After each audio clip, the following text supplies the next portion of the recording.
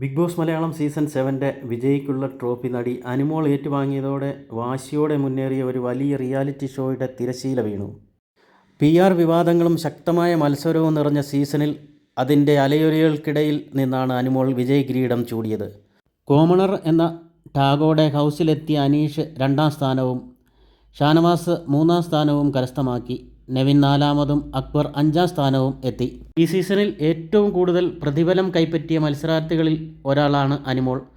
പ്രതിഫലം 65,000 രൂപയായിരുന്നു ദിവസം. 100 ദിവസം പിന്നിട്ടപ്പോൾ 65 ലക്ഷം രൂപയാണ് അനുമോൾ നേടിയത്.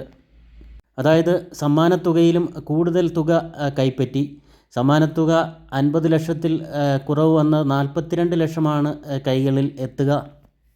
ക്യാഷ് പ്രൈസായിട്ട് 42.55 ലക്ഷം രൂപയാണ് അനുമോൾക്ക് ലഭിക്കുക. ശമ്പളവും ക്യാഷ് പ്രൈസും കൂടാതെ മറ്റൊരു സമ്മാനം കൂടി അനുമോൾ കൈപ്പറ്റി. ഒരു കാറാണ് അത്. മാരുതി വിക്ടോറിയസ് കാറാണ്.